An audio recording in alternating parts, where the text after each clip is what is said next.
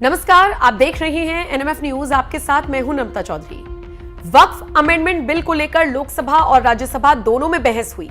देर रात तक ये बहस चली और उसके बाद चाहे लोकसभा हो या राज्यसभा हो, इस बिल को बहुमत से पारित कराने में केंद्र सरकार कामयाब साबित हुई। विपक्षी दल के नेता हंगामा करते रह गए। एक एक नेता ने खड़े होकर मुसलमानों का हितैषी बनने की कोशिश की, बजाय ये जाने कि इस वक्फ अमेंडमेंट बिल के जरिए क्या होने जा रहा है, किस तरीके से फायदा होगा। लेकिन इन सबसे इतर बहसबाजी लगातार होती रही और हालात ऐसे बन गए कि खड़गे ने तो खड़े होकर यह तक कह दिया कि मैं इस्तीफा देने के लिए तैयार हूं।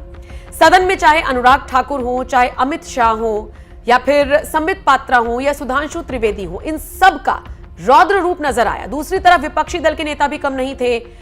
ओवैसी ने बिल फाड़ दिया, खड़गे खड़े होकर चिल्लाते हुए नजर आए और तमाम ऐसे नेता, चाहे इमरान प्रतापगढ़ी हो, विरोध करते हुए नजर आए। हंगामा हुआ, पिछले 2 रात से हंगामा हो रहा है सदन में।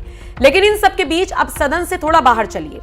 उत्तर प्रदेश के मुख्यमंत्री योगी आदित्यनाथ ने एक ऐसा फरमान जारी कर दिया जिसने वक्फ संपत्तियों के मालिकों की नींदें उड़ा दी है।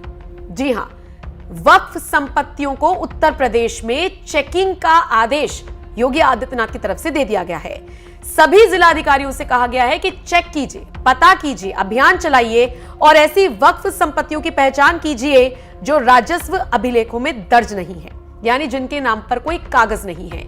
ये कैसे वक्फ हुई, किसने की, कब की, कितने की प्रॉपर्टी है, इन सारी चीजों का लेखा जोखा योगी आदित्यनाथ ने जिलाधिकारियों से मांगा है। जल्द से जल्द अभियान चलाकर सारा डेटा इकट्ठा करने के लिए कहा गया है और इसके अलावा जिन्होंने नियमों का उल्लंघन किया है उनके खिलाफ सख्त कार्रवाई होगी, ये भी योगी आदित्यनाथ की तरफ से साफ निर्देश दे दिए गए हैं। इन संपत्तियों को चिन्हित करके आगे जब्ती की कार्रवाई की जाएगी। सीएम योगी की तरफ से ये आदेश जारी कर दिए गए हैं। आप सोचिए, वक्फ अमेंडमेंट बिल पर सदन में हंगामा हो रहा था, दूसरी तरफ योगी आदित्यनाथ ने सख्त रुख अपनाना शुरू कर दिया। आपको बताते चलिए, राजस्व विभाग के अनुसार यूपी में वक्फ बोर्ड की ओर से जिन संपत्तियों का दावा किया गया है उनमें से ज्यादातर का कोई रिकॉर्ड है ही नहीं। तो फिर ऐसी संपत्तियां किसने, कब, कहां, क्यों वक्फ की? जब इनका रिकॉर्ड ही नहीं है तो ये वक्फ संपत्तियां कैसे हुई? बस इसी को लेकर ये आदेश जारी किया गया। बाकी आपको मैं बता दूं कि राजस्व अभिलेखों के मुताबिक सुन्नी वक्फ बोर्ड की केवल 2533 संपत्तियां दर्ज हैं। शिया वक्फ बोर्ड की 430 संपत्तियां आधिकारिक रूप से दर्ज हैं, जबकि आंकड़े जो वक्फ बोर्ड की तरफ से घोषित किए गए हैं वो बहुत ज्यादा हैं। जैसे सुन्नी वक्फ बोर्ड की तरफ से 1,24,355 संपत्तियों को और शिया वक्फ बोर्ड की तरफ से 7,785 संपत्तियों को अपना बताया गया, जबकि आंकड़े आपने देख लिए। अब इसी को लेकर योगी आदित्यनाथ सख्त रुख अपनाते हुए नजर आ रहे हैं। उन्होंने पूछा है कि तालाब, पोखर, खलिहान, ग्राम समाज की जमीनें वक्फ कैसे हो सकती हैं? इसी को लेकर बहस चल रही है और दूसरी तरफ वक्फ बोर्ड को भू माफिया बोर्ड भी बताने से योगी आदित्यनाथ ने गुरेज नहीं किया। चलिए, योगी आदित्यनाथ के बयान के साथ आपको छोड़े जा रहे हैं। बाकी आप इस खबर को और योगी आदित्यनाथ के इस आदेश को किस तरह से देखते हैं, कमेंट सेक्शन में अपनी राय हमें जरूर। हमारा प्रयागराज अब सामान्य रूप से इलाहाबाद नहीं रहा, अब ये प्रयागराज हो गया है। प्रयाग का मतलब मिलन स्थल और प्रयागराज का मतलब महामिलन स्थल। महामिलन स्थल, मां गंगा भी मिलती है, यमुना भी मिलती है, मां सरस्वती भी मिलती है, उनका मिलन तो है ही। यहां पर भगवान राम और निषाद राज का भी मिलन हुआ था। यह है मिलन स्थल, यह है प्रयागराज, यह है प्रयागराज। जो लोग प्रयागराज की पहचान को छुपाते थे, वे नहीं चाहते थे, वे नहीं चाहते थे इस पौराणिक सिटी को एक पहचान मिले।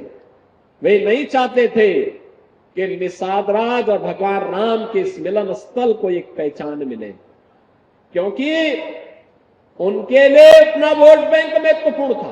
देख रहे हो ना, देख रहे हो, यहां पर भी निषाद राज की पौराणिक भूमि पर कब्जा और जगह जगह शहरों पर भी वक्फ के नाम पर कब्जे किए गए हैं। अब तो हम प्रधानमंत्री जी के प्रति आभार व्यक्त करते हैं। देखा ना, वक्फ बोर्ड ने कैसा मनमानापन उस समय बयान दे रहे थे। जब हम कुंभ का आयोजन करने जा रहे थे, उस समय वो बयान दे रहे थे कि प्रयागराज में कुंभ की भूमि भी वक्फ की भूमि है। अबे हमने कहा ये बोर्ड क्या भूमाफिया बोर्ड हो गया क्या? भूमाफिया प्रदेश में नहीं चल सकते। माफियाओं को तो हम पहले ही विदा करा चुके हैं प्रदेश से। अब उत्तर प्रदेश में माफियागिरी नहीं चलेगी। महाकुंभ भव्य और दिव्य होगा। और बहनों और भाइयों, और भव्य और दिव्य कुंभ हुआ है।